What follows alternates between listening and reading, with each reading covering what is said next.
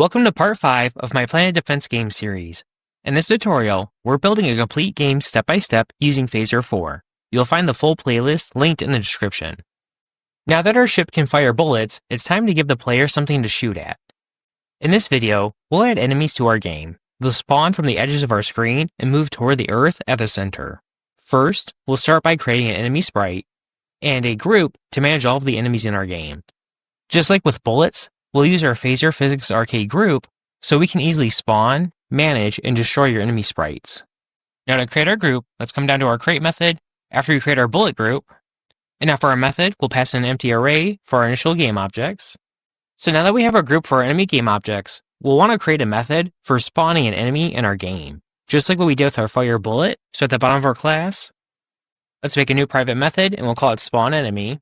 So now for spawning our enemy game object, we'll want to rely on our physics group. So let's do const enemy will be equal to this, our enemy group, and we'll use our getFirstDead method. We'll want to pass in true so we create our game object if one doesn't exist. And now we need to provide our X and Y position. So for the time being, we'll pass in X and Y. And now for our texture, we'll do our asset keys, and let's do our asteroid. Since this is a sprite sheet, we'll pass in 0 for our frame, and we'll do true so our game object is visible. Now we want to define our X and Y values. For the time being, we're just going to set these equal to 0. So we'll do let X equal 0, let Y equal 0. And now that we have our game object, we'll want to make sure it becomes active and visible, just like what we did with our bullet. So we'll have our enemy. First we'll do set active, let's pass in true. And we'll do set visible, we'll pass in true. We'll want to enable our physics body. And like what we did with our bullets, let's log out how many children exist in our group. So we're going to copy this line of code. We'll paste it. Let's update our log statement. And so we'll do spawn enemy, and we'll do number of enemy, game objects and group, and we'll want to reference our enemy group. Now that we have our basic logic in place for spawning our enemies, we need some type of trigger in our game to actually spawn our enemies. For this, we'll use a repeating timer that'll spawn our enemies at regular intervals. So to create this timer, we're going to use some of our built-in utility methods in Phaser. We'll come up to our create method after we create our enemy group. Let's do this, we'll do time, and let's do add event. So what this method does is it allows us to create a timer event for our game. Our timer event allows us to tell Phaser that we want to run a set of code at a given time. For this, we can run our code right away, we could introduce a delay and say we want to wait so long before we run our code, and we can even have this loop where we'd wait a second before we do something, wait another second before we repeat that. And so to use this, we need to provide a configuration object to tell Phaser what we want to do in this event. For our first property, we'll do our delay, and this is just going to tell Phaser we want to wait this number of milliseconds before we invoke our callback for this timer event. So now we need to provide our callback that we want to do, and so this will be our spawn enemy method that we created. Next, we'll provide our callback scope, and we'll pass in this, so we have this scene's instance for our scope. And finally, for our event, we want this to loop. So let's pass in true. Alright, so now if we save and come back to our game, we should see after our initial delay, we trigger our callback and we start spawning our asteroids. We'll see in our console log, we continually spawn our asteroids after that 1250 milliseconds has passed. So now that we have our logic working for spawning our asteroids, we need to update our spawn locations. Currently, all of our asteroids are spawning at location 00, and we want to give each one a unique location. For this, we'll choose a random spot around the edge of our screen. To make this change, just come down to our spawn enemy method, and now we'll need to choose which edge of our screen we want to spawn our asteroid from. So either our top, our bottom, our left, or our right. For that, we just need to generate a random number. So let's do const, we'll do edge, we're going to set that equal to our Phaser, we'll do math, and we'll do between. And so this method will return a random value in the range we specify. So we'll do 0 for our min, and we'll do 3 for our max. So now we'll have our 4 possibilities for our edges. And so now based on that edge value, we can update our X and Y property. And so now if our edge is equal to 0, that's going to be our left edge of our screen. So for our X value, we'll want this to be 0. For our Y value, we'll want this to be a random position at the top of our screen towards the bottom of our screen. So to get that value, let's copy this line of code here, where we grab a random number. Now for our values, our minimum value will be 0. And now we want to do this.scale to reference our scale manager, and we'll do our height to grab the size of our game. Now we just need to repeat this for our other edges. So I'm going to copy this block of code, and we'll do else if. So now if our edge is equal to 1, now we want this to be our right-hand side. So we're going to set our x value equal to our scale width. For our y value, we want to do the same thing where we choose a random y position. Let's copy that block of code. Now if our edge is equal to 2, we'll want this to be our top of our screen. And since it's the top, we'll want our y value to be 0. And now we want to do a random value for our width. So we're going to copy this for our x. And we'll update this to be this.scale.width. Finally, we just have the bottom of our screen. So we'll paste our code. Let's get rid of our else if and just make it an else. And now we just want our y value to be the bottom. So we'll do this.scale.height. Now if we save, let's come back to our game. And now when we spawn our asteroids, they should start spawning at random locations along the edge of our screen. Nice. Now that our asteroids are spawning in random locations, we need to start having them move directly towards our planet. To do that, we're going to use some of the built-in utility methods on our physics system. So after we create our enemy game object, we're going to do this.physics to reference our physics system, and now we're going to use the move_to method. So what this method does is we can take any game object that has an arcade physics body and give Phaser a destination we want that game object to head towards, and internally, Phaser will calculate the velocity we need to apply to that game object and add it for us. And we can also adjust our speed by providing a max amount of time we want to wait before we get to that location.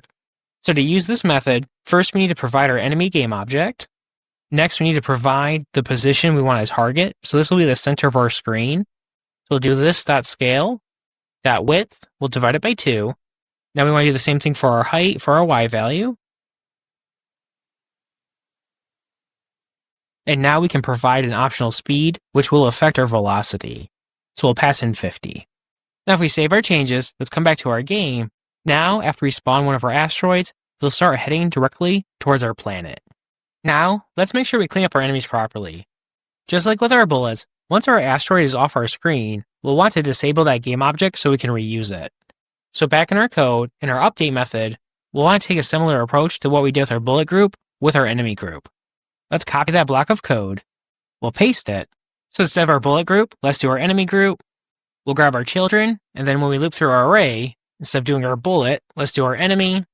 And now for enemies active and our x value, so instead of doing 0, let's add a little bit of a buffer, so we'll do -50. And now for enemy x is greater than our scale width, we'll add that same buffer, so we'll do 50. Now for bullet y is less than -50, or for enemy's y position is greater than our scale.height plus 50, then we want to make our enemy not active, and we want to make it not visible. So now if we save and come back to our game, eventually we should start seeing our console log messages repeat for the number of enemy game objects that are in our group. Now, let's polish things up a bit. We'll rotate our enemies slightly as they move in and give them a little scale variation so they look more organic and chaotic. We'll also update the size of our physics body on our game object to more accurately reflect the size of our asteroid. To make these changes, let's come down to our spawn enemy method. Once we have our enemy game object, first we'll call setScale. And now for scaling our enemy game object, we'll want this to be a random number. So let's do our Phaser, we'll do our math.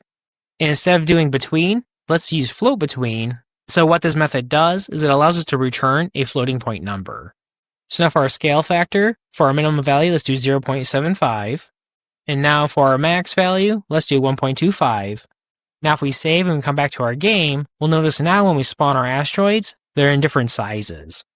So next, let's fix our arcade physics body. To do that, we need to reference our enemy game object, then our body property, and we want to call setSize to update the size of our physics body. Now for our physics body, we'll want this to be based on our current display width and our height since we just scaled our game object. So do our enemy, let's do our display width. We're going to multiply this by 0.3, and now for our height, we'll do the same thing, but with our display height. We'll also multiply that by 0.3. Now if we save and we come back to our game, so now when we spawn our asteroids, our physics body will be more closely aligned with the size of our asteroid sprite we're showing to our player. Finally, to rotate our game objects, we need to do that in our update method. For this, when we're looping through our child game objects in our enemy group, If we don't disable our game object, then we want to update its rotation. So to update our rotation, we need to reference our enemy game object, and now we want to reference our rotation property, and now we're going to do plus equals, and we'll do 0.02. Now if we save and come back to our game, now as our asteroids move towards our planet, they're now rotating. And so for our rotation, we'll want to make this a little bit more random, and so for each of our asteroids we spawn, we'll want to give it a unique rotation value. To do that, we'll need to store some data on our game object, and when we store our data, we'll need to give it a unique key. So for this, let's come to the top of our file. Let's make a new object. We'll do const. Let's do data keys. For this object, let's do object.freeze. And now for our key, we're going to call this rotation speed, and we'll set our value to the same thing. So now down in our spawn enemy method, after we update our scale, we'll do set data. And so what this method allows us to do is we can store additional data on our game object as key value pairs, and then later on reference this data property on our game object to get those values. So by setting our rotation speed here up in our update method, we'll be able to retrieve that value for this particular game object. So now for our key, we'll want to do our data keys. Let's do our rotation speed, and now we want to generate a random value for that rotation speed. So let's do phaser, we're going to do our math, let's do our float between. Now let's do negative 0.02, and we'll do a positive 0.02, and then that way each asteroid should be a little bit more unique. So now we'll just need to update our update method. So instead of having our hard-coded rotation value, we'll do plus equals, and we'll do our enemy game object, and now we want to do get data. So now when we call get data, we just need to pass that same key. We'll do our data keys and then our rotation speed. Now if we save and come back to our game, now when our asteroids spawn, each one should have a unique size and a unique rotation value. Nice. Now that we have our logic in place for spawning our enemies, and each enemy game object is a little bit unique, we're going to make things more interesting by adding some difficulty scaling. So currently, when we spawn our asteroids, it's on a set timer. And so our game's very predictable, where every 1.25 seconds, we're going to spawn an asteroid. So instead, over time, we're going to gradually increase how fast our enemies will spawn. And this could be maybe every 10 or 15 seconds, or even be based on our player's score. This will give our game a nice difficulty curve and keeps players on their toes the longer they survive in the game. To make this change, we'll need to refactor some of our code. For our first change, we'll need to update our timer event here so we can store a reference to it. That way we can stop our timer and restart it with new settings. Currently our delay is hard-coded to 1250, and we want this to be a property that we can modify. For our second change, when we set our enemy headed towards our planet, we have a hard-coded value for the speed we want our game object to move. Instead, we'll want this to be a property as well, so we can increase the speed of our asteroids. So to add these properties to our class, let's come to the top of our class. First, we'll add a property for our enemy speed. So we'll do enemy speed. This will be our number. Next, we'll add a property for our spawn delay. And then finally, we want a property to keep track of that timer we created, and so we'll call this spawn timer. So now if we come down to our create method, let's set our initial values. So after we create our enemy group, first, let's set up our spawn delay. So for this, we'll set this to our 1250 value. Next, we'll do our enemy speed. We'll set this equal to 50. And now we'll want to store our reference to our timer event. So we'll do this.spawnTimer will be equal to this.time.addEvent. So now before we make our change for our difficulty, let's update our code to use our new properties. And so we'll do this, our spawn delay for our delay here. And now if we come down to our method where we spawn our enemies, and so in our code where we do this physics.moveTo, instead of doing 50, let's do this, our enemy speed. Alright, so now if we save, if we come back to our game should be working just like it was before. So now we've added our new properties, now we can add in our logic for increasing our difficulty. For this, we're going to create a new timer event where we'll increase our difficulty every 10 seconds in our game. So after our spawn timer, we'll do a new timer event. So we'll do this.time.addEvent. So now for this timer event, we'll add in our delay. we want to do 10 seconds, and so that's going to be 10,000 milliseconds. Now for our callback, we'll make a new method on our class, and we'll call this increase difficulty. For our callback scope, we'll pass in this. And then finally, for our loop property, we'll set this to be true. Let's copy our new method name. We'll come down to the bottom of our class. We'll paste in our method. So in our increase difficulty method, when this is called, first we'll want to update our spawn delay. We'll want to decrement our existing value, so that way our enemies start spawning faster. I'm going to add a console log so we can see what this value is, and we'll say spawn delay decrease to, and then we'll pass in our spawn delay value. So now that we've updated our spawn delay, for this to be applied to our timer, we'll need to destroy our existing one and recreate it. So we'll do this, we'll reference our spawn timer, and let's call the destroy method on our game object. And now we want to recreate our timer event. So we come up to our create method, let's copy this block of code here, we'll paste it, and so now we'll recreate our timer event with our new delay. So this will take care of spawning our enemies faster. Now we want to increase our enemy speed. For that, we'll do this, we'll reference our enemy speed, and we're going to increase it by 10. We'll also log out this value. So I'm going to copy this line of code here, we'll paste it, and so we'll say enemy speed increase to our new value.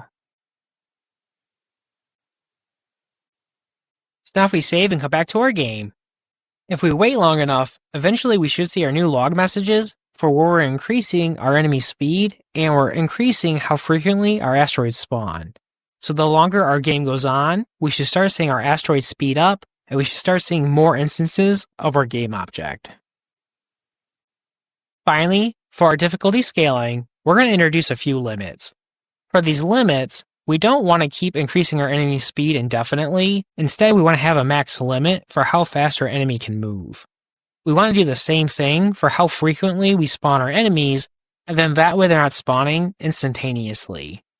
So for these changes, we'll start with our spawn delay. So we're going to wrap this in an if statement. And so if our spawn delay, if it's greater than 500, then we want to decrease our value. And so once our spawn delay is 500 or less, then we'll stop running our logic here. We'll do the same thing for our enemy speed. So we'll do if our enemy speed is less than 200, then we want to increase it. And so once our enemy speed is 200 or more, we'll stop incrementing it. Awesome. Enemies now spawn from all directions and close in on our planet, adding constant pressure for the player to deal with. In our next video, we'll detect collisions between our bullets and our enemies so the player can start defending the planet for real.